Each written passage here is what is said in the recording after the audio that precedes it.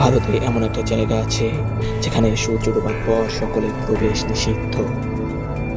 একটা পুরনো দুর্গ যেটা দিনের বেলায় পর্যটকে ভরা, কিন্তু রাত নামলেই চারপাশে নেমে আসে অদ্ভুত নীরবতা। অনেকে দাবি করে রাতে সেখানে শোনা যায় চিৎকার, মহিলাদের কান্না আর অদ্ভুত পায়ের শব্দ। কিন্তু প্রশ্ন হলো, এগুলো কি শুধুই গুজব, নাকি ভানগড় দুর্গের ভিতরে লুকিয়ে আছে ভয়ঙ্কর কোনো রহস্য? আজকের ভিডিওতে আমরা জানব ভারতের সবচেয়ে রহস্যময় এবং ভূতুড়ে বলে পরিচিত একটি জায়গা ভানগড় দুর্গ এর সম্পর্কে।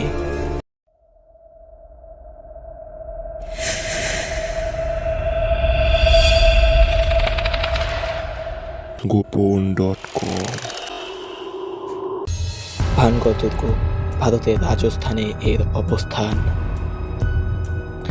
দুর্গটি তৈরি করা হয়েছিল ১৬০০ শতকে রাজা মাধো সিংহ এর সময়ে। এক সময় এখানে ছিল জমজমাট শহর, বাজার, মন্দির এবং হাজার হাজার মানুষের বসবাস। কিন্তু হঠাৎ করেই পুরো শহরটি পরিণত হয় জনশূন্য ধ্বংসস্তূপে। কিন্তু কেন? ভানগড় দুর্গ নিয়ে সবচেয়ে বিখ্যাত গল্পটি হলো এক তান্ত্রিককে নিয়ে।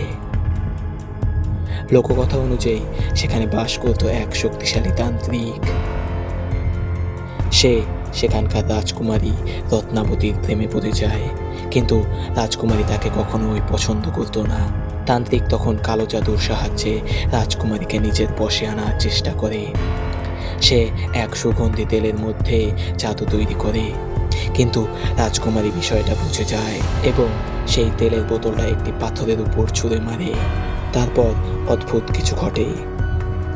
হঠাৎ পাথরটি নাকি গড়িয়ে গিয়ে সেই তান্ত্রিককেই চাপা দিয়ে দেয়। আর মৃত্যুর আগে তান্ত্রিক নাকি পুরো ভানগড় শহরকে অভিশাপ দিয়েছিল, এই শহরে কেউ শান্তিতে বাঁচতে পারবে না। আজও অনেক পর্যটক দাবি করে ভানগড় দুর্গে তারা অস্বাভাবিক কিছু অনুভব করেছে।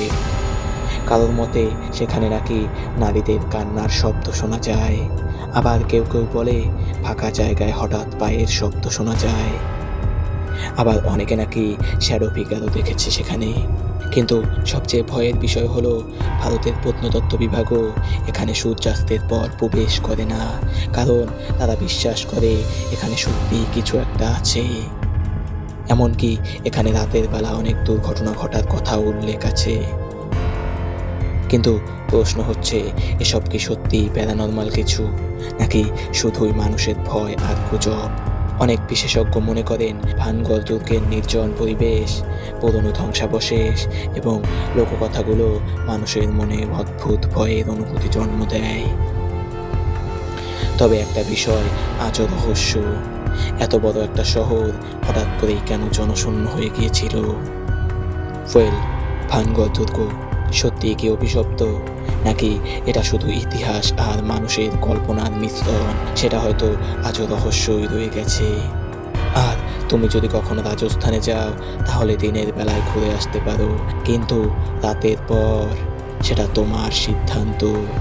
আর হ্যাঁ, ভিডিওটা ভালো লাগলে অবশ্যই লাইক করতে পারো, আর এমন রহস্যময় ভিডিও দেখতে চাইলে অবশ্যই চ্যানেলটিকে সাবস্ক্রাইব করে রাখতে পারো।